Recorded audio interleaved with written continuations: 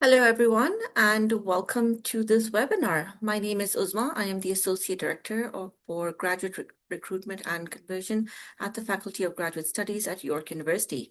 This session is designed especially for our international audience, students from around the world who are exploring their next steps in graduate studies. Today, we're joined by an incredible panel of York graduate students from the Middle East, North Africa, and South America regions. They're going to be sharing their perspectives on what really matters in the decision-making process, why they chose Canada as a study destination, why they chose York, and why their particular program stood out amongst their options, what their transition and experience has been like so far. So we're going to touch on topics such as academics, career options, community, again, visas, decision making, anything that we feel could be helpful for you in helping you decide on your choice for Canada and York University as the destination for your postgraduate education. Feel free to drop your questions in the chat at any time. This conversation is for you. Our goal is to help you leave with more clarity, confidence, and a better sense of whether York and Canada feel like the right fit for your graduate journey. I'm going to take a pause so that my colleague Eileen can do the land acknowledgement.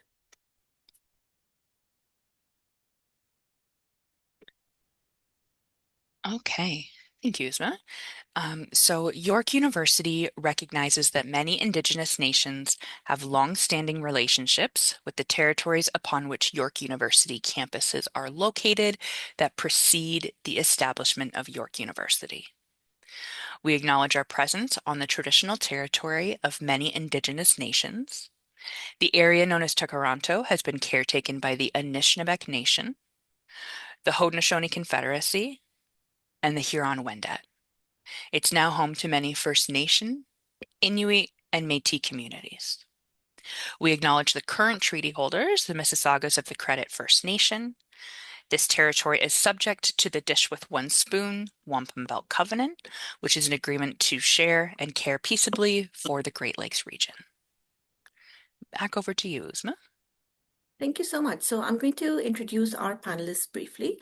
Again, just reiterating, if you have any questions, please drop them in the chat in the Q&A section, and we'll go through them at the very end. I would like to say that let's try to keep the questions more focused towards the decision-making process for this particular kind of panel for questions related to coming to Canada or York University. Right. So first up, I'm going to tell you a little bit about our first panelist, Ahmed. Ahmed, if you could just turn on the camera and wave at the audience. Here we go. So Ahmed Radwan is a computer science researcher and MSc candidate at York University. He's currently working as an applied machine learning intern at the Vector Institute alongside his studies. His work focuses on practical AI and time series learning with an emphasis on trustworthy and explainable models. He aims to build AI systems that can handle real-world, multimodal data and remain reliable in deployment. He previously spent time at King Abdullah University of Science and Technology as a visiting researcher, working on efficient real-time AI solutions, and has published his work in peer-reviewed venues. Right. Next, I will introduce Karen. Karen, if you turn your camera on, please. Right. Karen Gonzalez is originally from Bogota, Colombia. She's currently in her final year of the master's program in civil engineering here at York University. Before coming to York, she completed both undergraduate and a master's degree back in Colombia. She started the current master's in August 2024, and her supervisor is Professor Stravula, and I'm not going to pronounce the last name just in case I get it incorrect. She came into this program with several years of industry experience working alongside a few multinational companies. Her role as a teaching assistant has not only been deeply gratifying as an opportunity to share our knowledge and mentor students, but it's also significantly enhanced her professional growth, particularly communication and public engagement skills. Overall experience has been highly enriching, I'd say, Karen, and she's been privileged to work with knowledgeable professors and utilize the state-of-the-art laboratories and research resources, all of which contribute significantly to the depth of her academic investigations. Right. Third, we've got Cavalcante Silva. Gilly, We there? Perfect. All right. So, Gili is a PhD candidate in science and technology studies at York University. Besides his teaching and research appointments at York, he serves as an assistant editor for the Global South at Backchannels, the official science communication portal of the science of the Society for the Social Studies of Science. That's a lot of sciences in one sentence. Phew. Okay. All right. With a background in journalism, his research has been examining the social and political implications of technological developments for almost a decade, leading to his current PhD investigation into issues surrounding sovereignty and autonomy in the AI policy in Brazil. Originally from Brazil, Gilly has moved to Canada in 2021 for his first educational experience outside his home country. At York, he's actively involved in the graduate students community, having served as president of the SDS Graduate Students Association and as a union steward for CUP 3903. All right. Thank you so much once again to our panelists for joining us. So now I'm going to go through our questions. This question is for everyone, and we'll go in the order of first Ahmed, then Karen, then Gili. All right. So the first question is, what made you decide to pursue graduate studies, and how did York University come onto your radar? So for the decision first in why I wanted to continue as a graduate student, so I was invested in the research recently since my bachelor and work in AI. I noticed like most of the AI work start from the research, not from the industry. And I wanted to work on the new stuff. I wanted to be one of the people who make the new stuff in AI. So I needed to continue in research. And York came in my radar mostly because in my time in Causa University, one of my professor told me about my professor here in York and told me to apply to. And the more I read about York, it was interesting. And the work with my professor Hina here is interesting in communication and Wi-Fi sensing. So it came in my radar and I applied to York. Perfect. Thank you. Karen, what about you?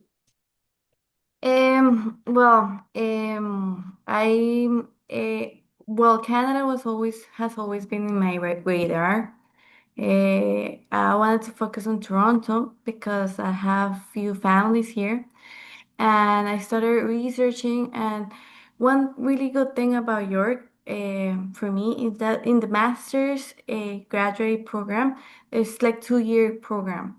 It's you don't often see this in Toronto, and also I I went a little searching and digging about the professors also here at York. The investigation and research program is really good. Like as you said in the introduction, they really have a really great laboratories, some of which I have not seen in my country. Um, and yeah, I like to, and the campus is it was really amazing. So yeah, I think that's Right. about it. Thank you. Gili, what about you? What made you decide to pursue graduate studies, and how did York University kind of become the final destination? I mean, I've always loved research since undergrad. I took part in academic conferences, academic papers during undergrad, so it was just natural. I'm just hopelessly, irretrievably in love with academic research. I cannot do anything about it. It's just. In terms of York University, I did my master's here in Brazil, and I wasn't planning on leaving the country, but the situation was changing there in political terms, and the perspectives for scholarships and academic career suffered a hit back then. That was 2019, and I decided to try a PhD abroad. I never thought about Canada, never thought about York. That never came into my radar. I had two German universities in mind. I spent 2 years learning German. Um, but then the pandemic happened exactly 2 weeks before I started applying. And it was just like it made it almost impossible to get a PhD position abroad. I tried several universities in Europe, several countries in Europe, Australia. Nothing happened. And then one day, I just get an email, January 2021, from my current supervisor at York, just mentioning a mailing list, mentioning that the program in the MA and PhD program in Science and Technology Studies at York was reopening. And that's it. I knew the area already from many of my readings. I knew it was interesting. I learned it's the only PhD program in science technology studies in Canada. Um, So I thought, wow, that sounds interesting. I was like, Canada sounds interesting. Never thought about it before, and here I am. Perfect. Okay. Let's go on to our next question, and we'll ask Ahmed first and then Karen. So, were there specific programs, faculty, or opportunities that stood out particularly? I know, Karen, you said that, the laboratories and the professors, but is there were you looking at multiple programs, or talk to me a little bit more about the decision making? So for the programs, mostly I applied for the computer science for sure because I wanted to work in AI. And I didn't go much in the different programs to check about because in New York there were more flexibility in choosing my PI. I wanted to work with Professor Hina, and I can do that as a computer science. Some universities don't allow that. They might be you have to be a computer engineer to work with the professor from engineering and so on. But the good thing, New York was more flexible about this thing, so it was a good decision for me. So I didn't look for the other programs. I chose what I wanted in the first place. Okay, great. Karen? Yes, I think something similar happened to me. I was only focusing on my program that was civil engineer master's. Like I said before, like you mentioned, sorry, I had another master's back in Colombia, also in civil engineer, but it was an M-Eng. This is an M science, right? And also York offers a course that really interested me that is retrofitting. So yeah, uh, I found that interesting. Okay, great. All right, so the next question, and we'll go with Gili first and Emmett. So the question is, what appealed to you about studying in Canada compared to other destinations like the US and the UK? Now, I know, Gili, you mentioned that it was kind of a decision that the world made for you to come to Canada, right? But talk to me a little bit about, and as someone who's looking at institutions all over the world, you know, you did choose Canada and you said that the supervisor reached out to you, but now if you had all of that information again, why would you choose Canada? No, but even back then, looking at what Canada offered, I think I want to highlight two things that were very important. One of them is the guaranteed scholarship for the PhD level. Hmm. I know this sounds very normal for someone who's in Canada or the US, but that's not super common abroad. Even I was applying to Australian universities, even in the UK post-Brexit. I was amazed to see that a lot of PhD students do not have scholarships. They need to work outside university, which is crazy to me since PhD is a full-time job. Like it really consumes you. Hmm. Um, so um, so yeah, just the fact that it has a guaranteed scholarship for the PhD applicants. I can talk about the MA level, which I think it's most of the MA programs at York are also guaranteed scholarship, but at the PhD level that happened. And this is one of the reasons I could say that Canada stands out compared to some other destinations around the world. Of course, on a broader level, also Canada seemed to be more stable and open to foreigners to develop their own careers, so that caught my attention as well. Okay, all right. What about you, Emmett? Similar to what Silva said, so there are many decisions will be aiding your decision for continuing at research. One of them is the funding mostly. Having a fully funded scholarship is one of the things Canada excel on, and especially for masters. In US and Europe, mostly it's a partial scholarship. It's not fully funded. So Canada takes the role in this one and the head. It's the fully funded scholarship. That's for one decision only. And the other one will be also the market right now here is more stable than the US, mostly in AI, especially Mhm. for the employment and so on. And Canada offers a postgraduate work permit after you graduate here, so you can get more experience after the master's. So that's also can be helpful for your case. And in general, Canada is more accepting for people in the and diverse, other than let's say other countries. They might be not accepting for international students as much, so that's a good thing also to consider. And in general, for masters, if you go work mostly like you want to have fully funded scholarship, you are very limited in your options, and Canada is the top one option you will have. Okay, all right. So the next question is for Karen and then Gili. How has your perception of Canada matched or surprised your expectations since you got here? Well, to be honest, a little bit the weather. Okay.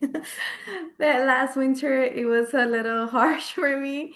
I was a little surprised. Karen, even as someone living here, I will tell you, I am still surprised by the weather. So, Yeah, but I think it's a matter to get used to, also to be prepared. I'm proud to say that I'm gonna get like a car soon. Thank God. So I think it's mostly shocking, like maybe like taking a public transport that or going grocery shopping. That is the hardest. But other than that, everything has been as I thought it was. The culture, everything's clean, and people are so nice. Last time, like I lost my wallet in the middle of the street, and this person called me, contact me, went through everything to contact me and get my wallet back. And it's very like secure and like everything is just amazing. perfect. What about you, Gilly? Any surprises or not such a big surprise since you got here? No, just want to mention that the same thing happened with me, Karen. I lost my wallet here once and somehow I got it back with money inside, with the same money I had. So Yeah. that's really good. I I'm gonna mention two things. One that surprised me maybe negatively, and another one positive. Perhaps a negative surprise, but it is in terms of expectations, right? Like I had Mhm.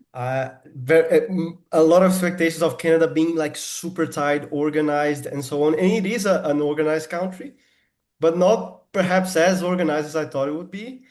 A public transit, for instance, there's definitely a lot of frustrations if you use the TTC on a daily basis. You see that when you come to Toronto.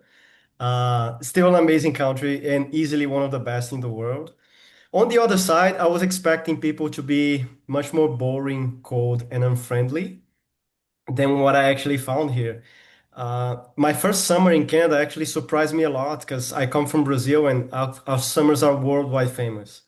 Everyone knows about carnival, beaches, samba, but I wasn't expecting summertime to be so fun in Toronto. It's just even people brighten up. Like everyone gets a 50% boost to their looks, at least 50, if not more, when summer comes. It's just amazing. You feel it in the air. Patios are packed, street festivals, everyone's so friendly, smiling, just enjoying life. And even during winter, I found Canadians to be friendlier than I was expecting. So that's something very interesting, and I think you're gonna enjoy summer here in Canada. Definitely, definitely. Well, I have to agree with you. We all, as soon as it starts to get colder, we start looking forward to the next summer. So I'm right with you there. Okay. The next question is for Ahmed and for Giri again. So the question is more about kind of the visas, and I know that this is usually at the top of concern for a lot of students who are considering their education abroad. So, can you share what your visa or study permit experience was like, and any tips for students going through the process? Uh, it was mostly following the website. It was very comprehensive. I uploaded all my stuff in there, and in the end, you just submit your application, you get the paper and everything. It will tell you where exactly to go then, and then you go for the visa office. You give them the passport and all the paperwork for them.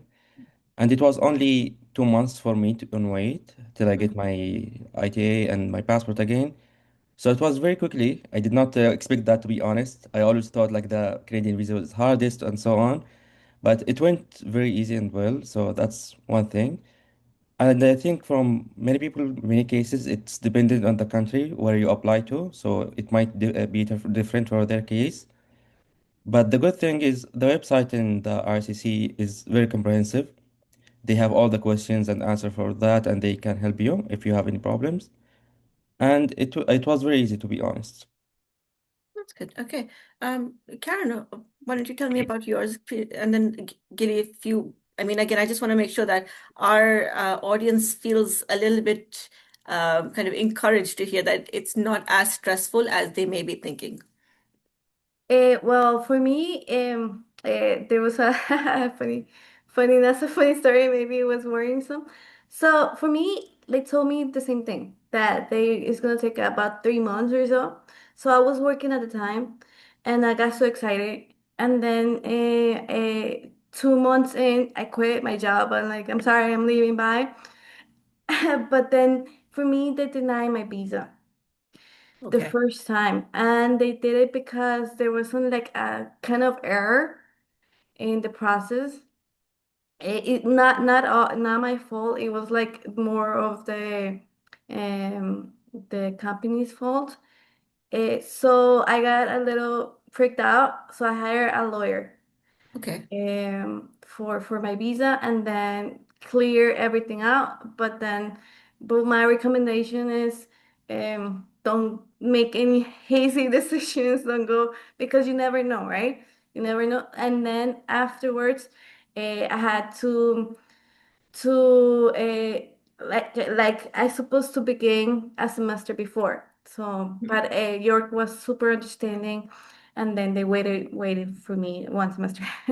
But yeah, And that's, it's unfortunate, but sometimes it does happen that students will have a study permit refusal first, but it could be just an error on processing end or some information. But generally, I think that there have been some changes from the government's end to try to make this a simpler process, especially for upcoming PhD candidates. Hopefully, it just becomes better and better. Gilly, yes. did you have any issues in the visa processing? Um, in my case, it's a bit tough to bring any lessons from it because I applied right in the height of the pandemic, so Yeah. the circumstances were very different. Even the process was a lot of different than it is right now. So I don't think there are many lessons to extract from my process. It was stressful. I mean, we were living in very stressful times back then. Right.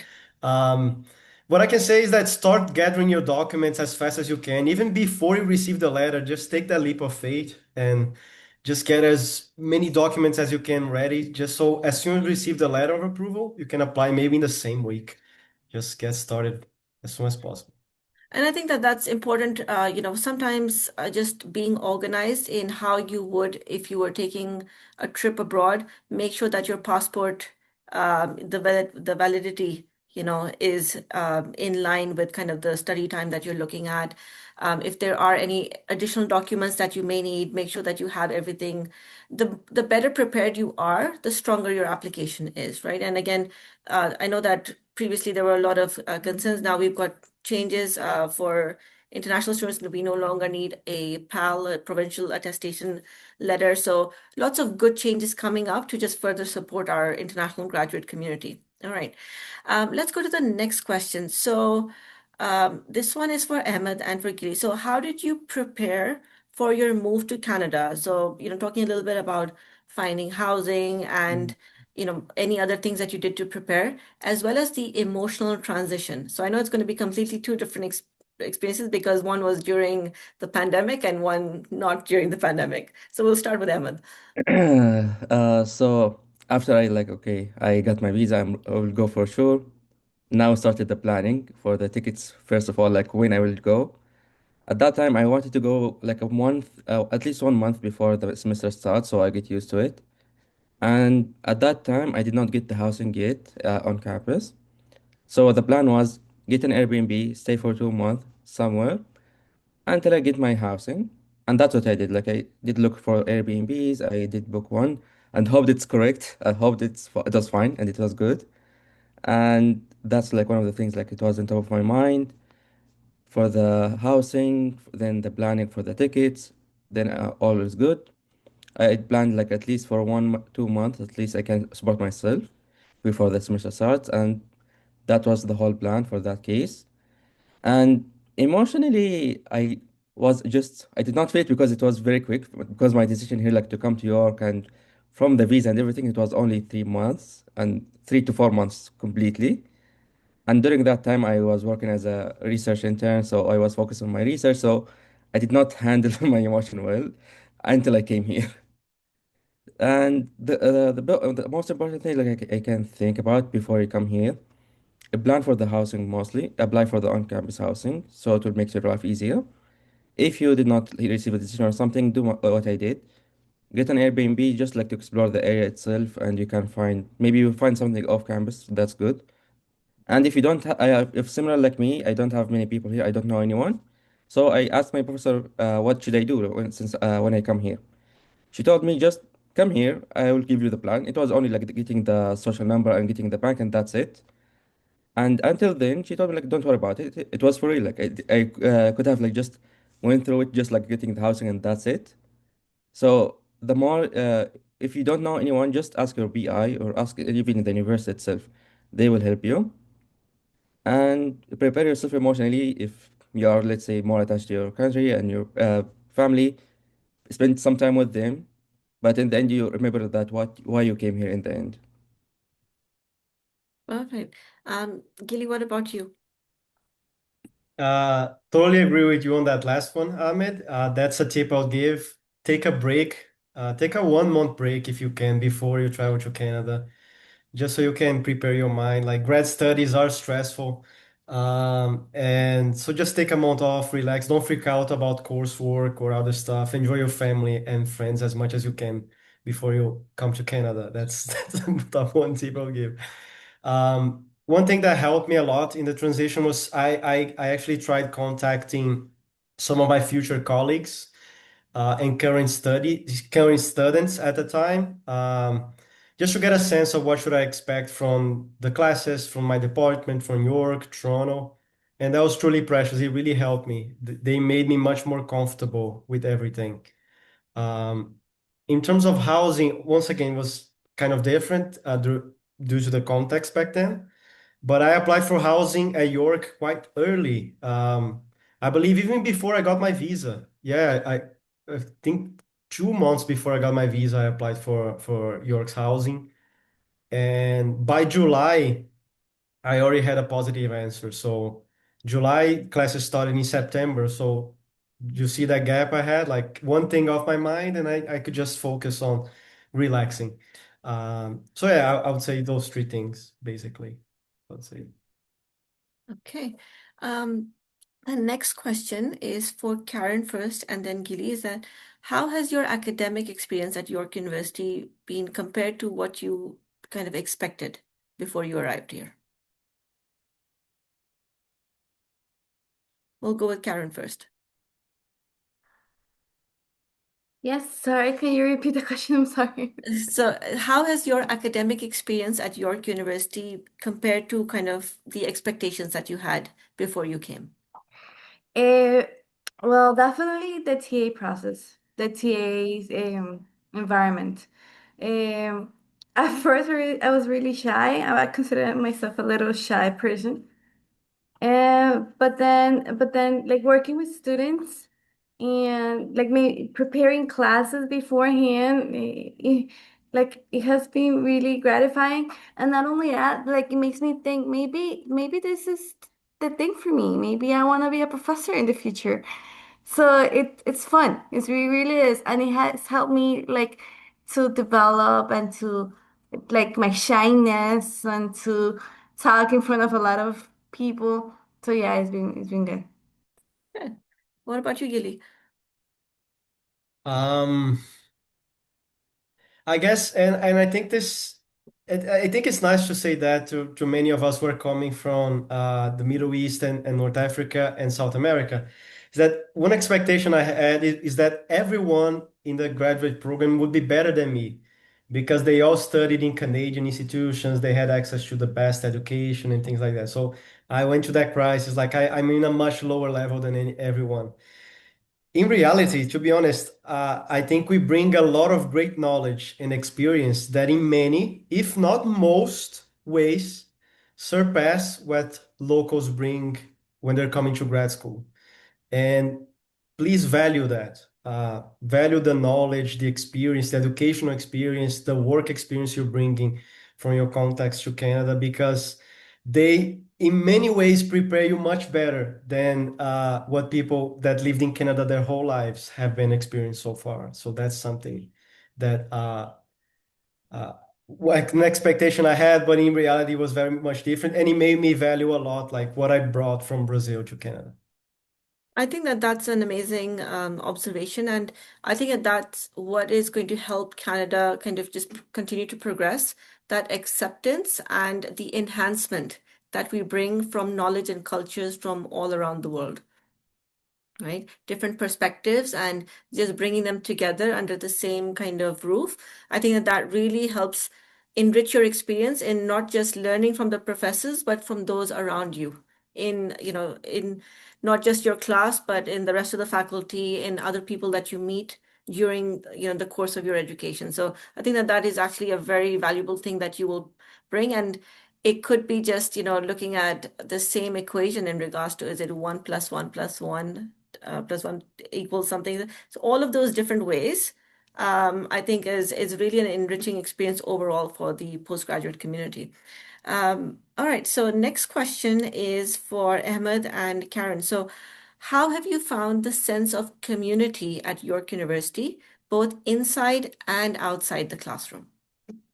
Uh, so from my experience, because I don't spend much time with people in New York, so I was not invested in the communities, but I think most of the clubs here, like in the university itself, they try to bring people together because I see them in every year, like there is the fair clubs and so on, and you can see everyone here spending their time. But also, you need to keep in mind that you need to find your people in the end. You need to reach out to people. Don't expect, like, okay, I'll go there and some people will find me. No, you have to go yourself and try to manage your time as much as you can. Don't spend all your time in research and just forget everything in the community because you will need people through the process. You will need people like to talk to. And it was a good time in the end. Karen? Yeah, like I've been also looking into it, and I see there's a lot of, like, I'm a Hispanic, there's a lot of Hispanic Latin American groups that they do a lot of fun things, like to learn to dance, and like there's even Portuguese classes, Spanish classes, like me, like small groups. I've been wanting to go. I have. Yeah, like the research and stuff, it has kept me busy. But I have gone to a lot of soccer matches in at York, which are really fun. I really cheer them on, and there's a lot of activities, and a lot of. There's also near our campus. There's a track and field that is really great. They have a gym. You could do all sorts of stuff, play squash and stuff. So yeah, it's been fun. That's great. And, just reiterating what Emmett says, that take the time to enjoy your postgraduate education. I know that it's always one deadline after the other. There's a lot of reading to catch up on, but York University has one of the most beautiful campuses, and it's a campus that is beautiful in every season, right? Just, take some time every day to just take a walk around campus, try something new, try to meet other people, because this is perhaps a stressful part, and a part in which you have to really, overexert yourself at times and work really hard, but this time will not come back, right? So this is something that I do emphasize to my postgrad students, is that yes, continue working hard, be diligent, but take some time to enjoy your life as a student on campus, as an international student. You are going to make friends and mentors and colleagues that you may or may not meet again. You may decide to go back to your home country. You may get another opportunity in a different country. So really take the time to appreciate that time that you have both in the classroom, on campus. And some of these people that you will interact with, they may become future colleagues or people working in the same industry, etc. And it's just a wonderful time to just take that time to just enjoy your life as a master's student at York University. Okay, next question for Gilly and Emmett is, what is your favorite thing about living in Toronto and of being part of, the York University community? So we can go first with Gilly. Um, I think just how multicultural both Toronto and York are. And it's funny, it's not just in the sense of multiple cultures coexisting. It's in the sense of belonging, I think. I lived abroad before. I lived in Canada. I lived in Ireland. I remember on my second day, I had a mom and her daughter throwing potatoes at me and screaming, "Go back to your country." Like, wow, welcome to Ireland. That's the, the welcome to Ireland moment for me. Um, but here in Toronto, it was so different. On my first week, I felt like I fit. You hear different accents all the time, different languages. I don't know if it's almost if almost universal sense that it all belongs, it all fits. Nothing here screamed to me that I'm a foreigner, like it did several times when I was traveling in other countries, especially in Europe. Um, so Toronto is different in that sense. I think it's a truly special place to live as an outsider, as a foreigner. It's a truly special place for us. Ahmed, what's your favorite thing about living here? Similar to what Gilly said, so the diversity and cultural diversity and everyone is accepting for everyone. And you will see that the moment you come here to Toronto, you'll see everyone from all the countries, and everyone just ask, "Where are you from?" You'll see many people just start talking together like that.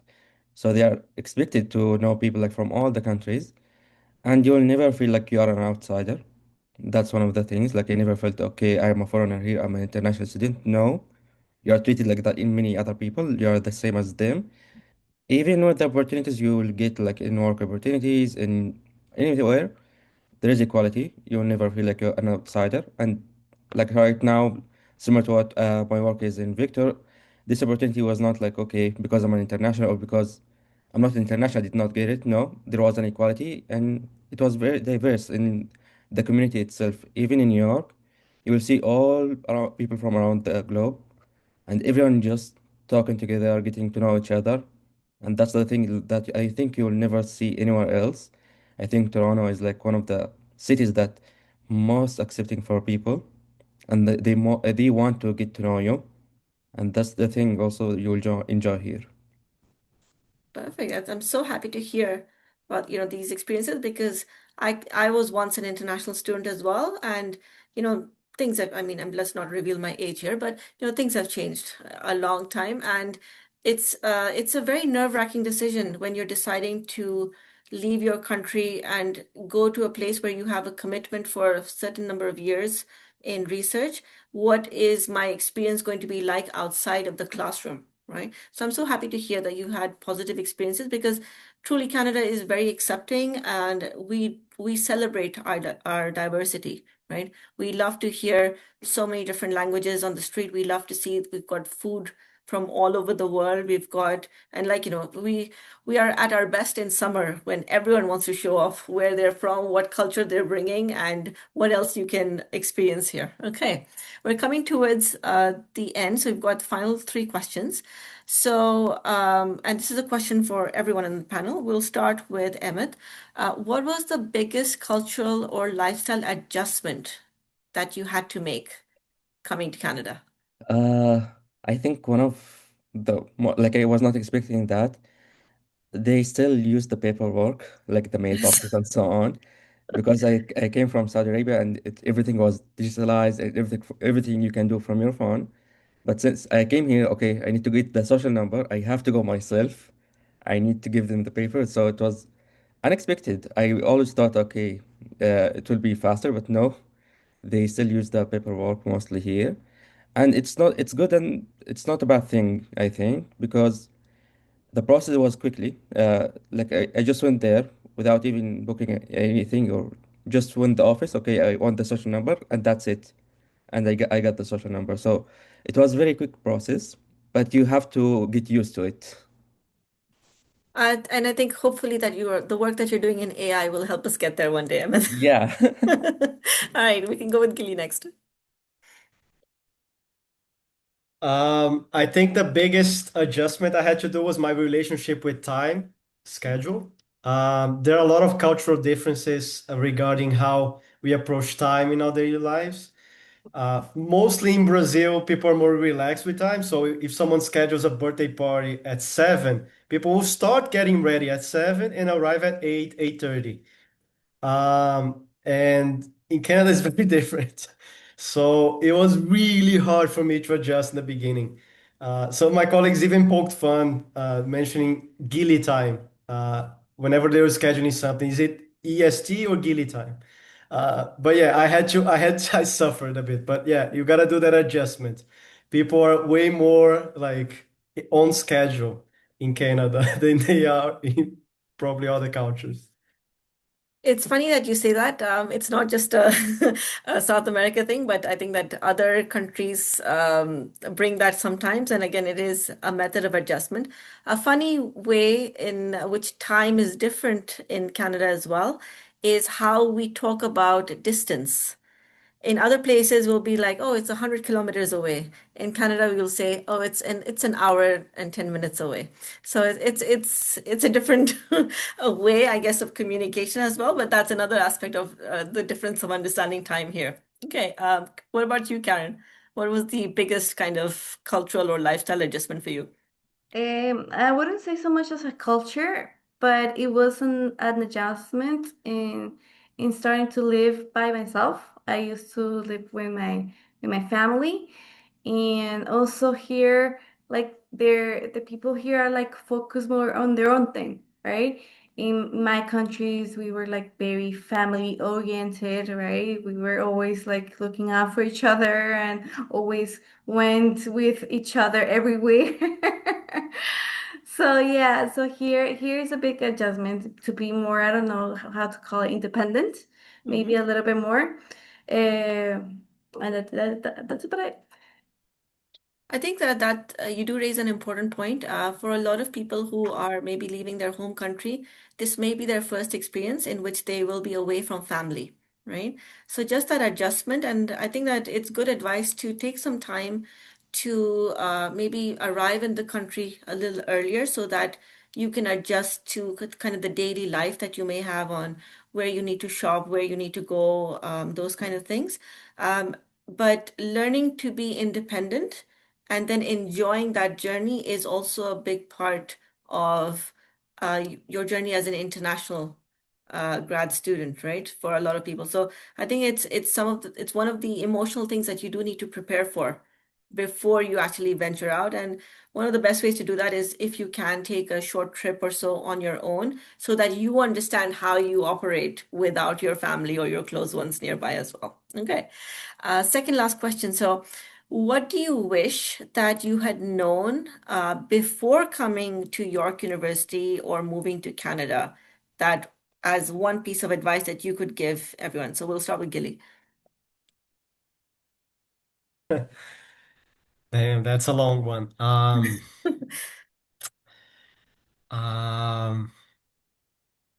I mean, for Canada in general, I think two things I can highlight. It's just how difficult it is to experience the country without a car. Canada is a very car-centric country, so if you don't drive, it's very hard to visit a lot of places. Even in the province of Ontario, it will be a bit tough. So just know that. Even though you can live without a car in Toronto, just you can live quite well.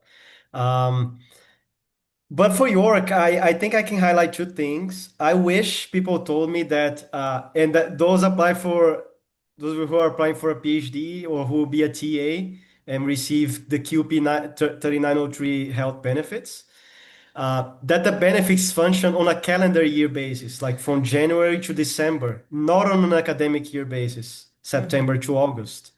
So when you arrive in September, make sure you make the most out of That's it and use your benefits to the maximum. Like do all the massage therapy sessions you can, chiro sessions, weekly therapy sessions. Just do it all because you can use it all of that within. You can use the amount equal for the whole year within like a 3 month window. So just a tip for you guys. I wish I know that.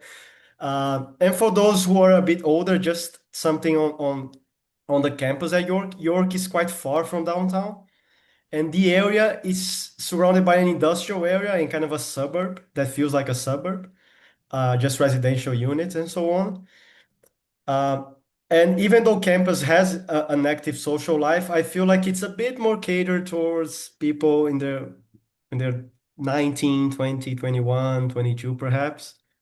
So for me, arriving at York almost on my 30, that was a bit challenging at first. I caught myself taking the subway to downtown a lot to experience and leave Toronto and things with other people. Just a note, I would say. Yeah, that's it.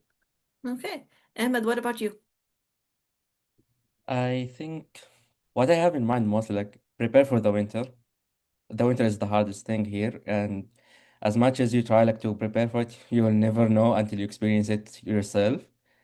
And don't be harsh on yourself. You know, when the winter come and you are very busy with the courses and everything, it will be hard on you. You will feel like homesickness and everything. Just push through it, and everyone will feel the same way. And that's the one thing. Also, try to build your own community. Don't just wait. Try to find your people and just meet everyone as much as you can. If you don't meet people, if you don't build your community, you will feel lonely. You will not see many people because in the end, as Karen said before, it's an independent country. Everyone is focusing on himself until you build your own community. Karen, what about you? What advice would you have, or what do you wish you had known before coming to York University or Canada? One advice for me would be consider Vaughan. Vaughan is a place close to York University if you cannot live in campus. And also, it's a really good place to live in. And also, if you cannot live on campus again, try to live near like a supermarket or something, because like my colleague said, if you don't have a car here, it's really hard, even doing groceries and stuff. So if you live close to like a supermarket or something, it would be much easier for you. Okay. We have a final question is, what advice would you give to students who are currently in the decision-making process of where to pursue their graduate studies? So let's start with Gilly. Um, I'm pretty sure like I'm on my fifth year on the PhD, and it's pretty clear to me that nothing is more important for your success on your PhD than your relationship with your supervisor. Just find a supportive supervisor that you feel the click, you have a nice relationship, because you're gonna be with that person for years. And if there's not a meaningful connection, that's gonna hurt you so much emotionally and hurt your research. So just make sure you find someone that you have a good connection, a supervisor that you have a good connection. Even if the research topic is not that closely connected to your supervisor, just make sure you find a good supervisor. Contact people who are at doing your program already, get references. Anyway, just do that because that's gonna make your life so much easier, so much easier. So yeah, please. Ahmed, what about you? What advice would you give? Uh, I would say apply everywhere. Don't just plan, okay, I want to go this country, this country. No, you have to be more flexible. Apply everywhere for all the opportunities you have. After you get those acceptance, then you start ranking them based on what's important to you. And as Silva said, it's your supervisor is the most important one, even for masters, because in the end, the name of the university is not enough. You have to work with someone who is good in your field, and you are good with him in good terms. Because I see many people like when they select someone, they are not used to their type of work. They hate the masters, they hate the research then, and they will not continue on it. So keep that in mind. Your professor is like the most important one. After that is the funding for sure and the other stuff as we mentioned. And nothing will be perfect in the end. You have to compromise in many aspects, but you have to know to what extent you can compromise. Karen, what advice do you have? If I will advise everyone to when you start here, there's a lot of going on. You have your courses, your TAs, your daily life, but always focus a little time for your thesis. Don't just leave it at the end. Don't just leave it like I have 2 more years to get it done, or just do a little bit every day. So then you won't get overwhelmed near the end and be like, I have nothing. So yeah, I think that's a little important. Perfect. All right. Well, I want to thank our panelists for, your valuable time, and I'm going to ask my colleague Eileen to just go through some questions that we have from our audience, and she'll go through these questions live. Yeah, so thank you everyone for sharing your answers. I love hearing about people's experiences coming to Canada from different regions and yeah, Canadian winter. I mean, even as someone who's born and raised here, I mean, I still feel like it's a surprise every year, right? And then it's like, oh, that's what wind chill feels like. Okay, we do have some great questions in the Q&A, and for any attendees, please feel free to put more. We're happy to pose them to the panel. The first one is for everyone.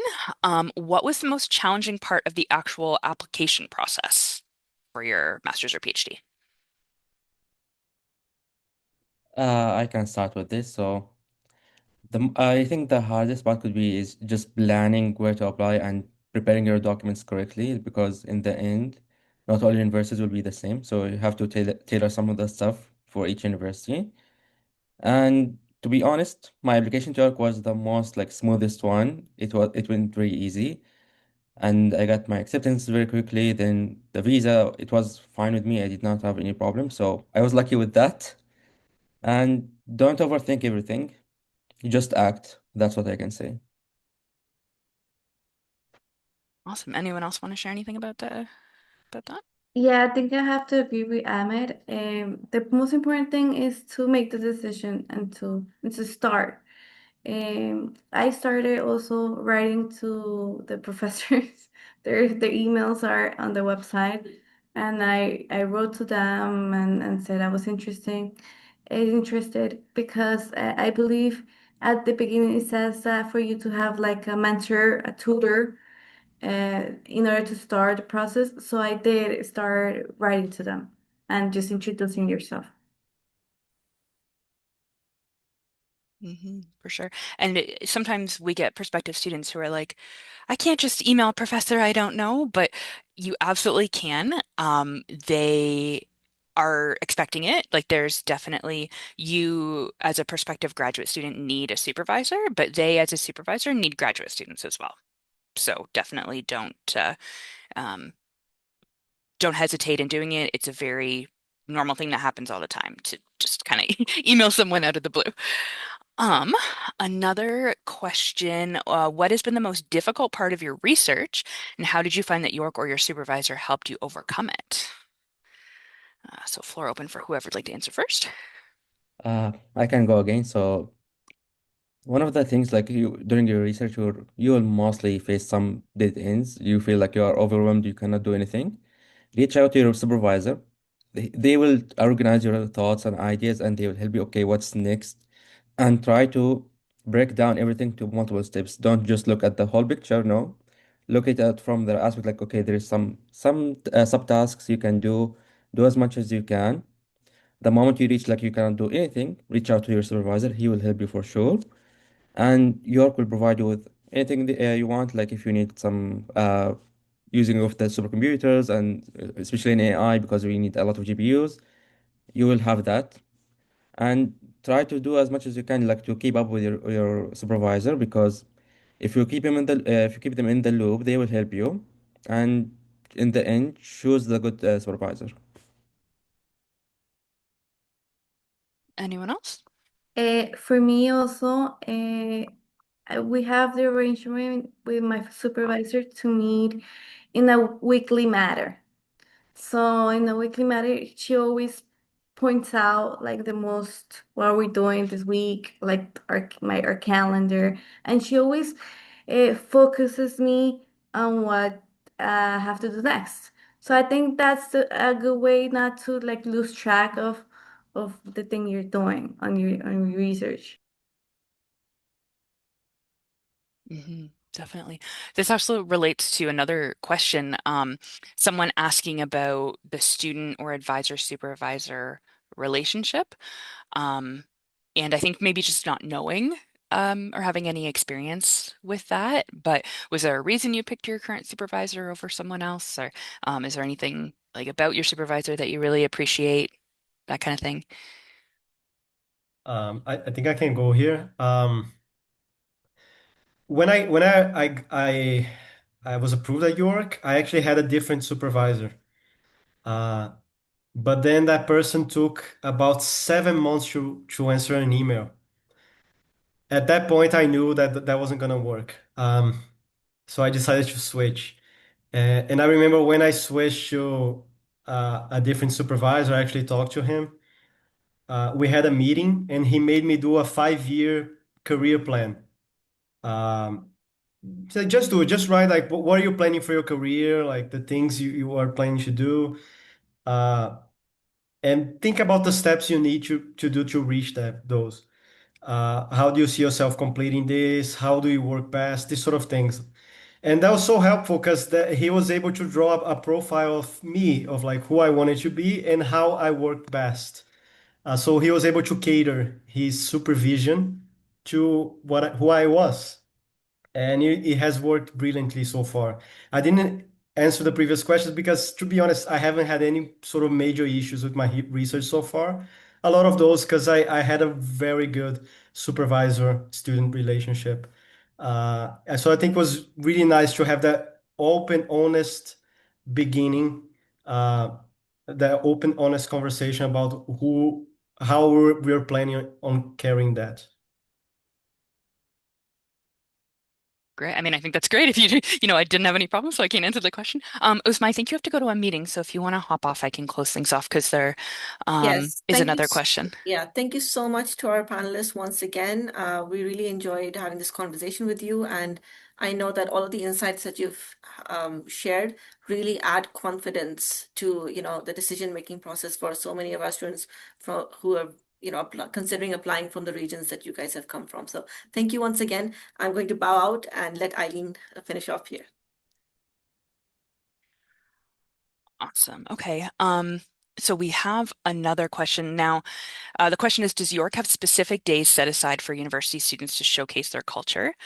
To which I would say yes, and also I would say every day, because we do have culture days in the fall and in the winter where student groups can participate in a more formal manner, and that happens in the undergraduate student center.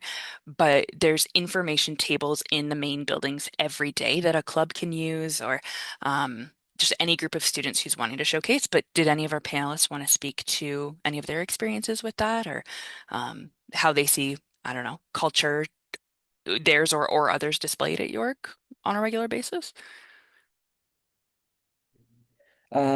Usually there is like the days from at the start of the year, there is usually the clubs and the association.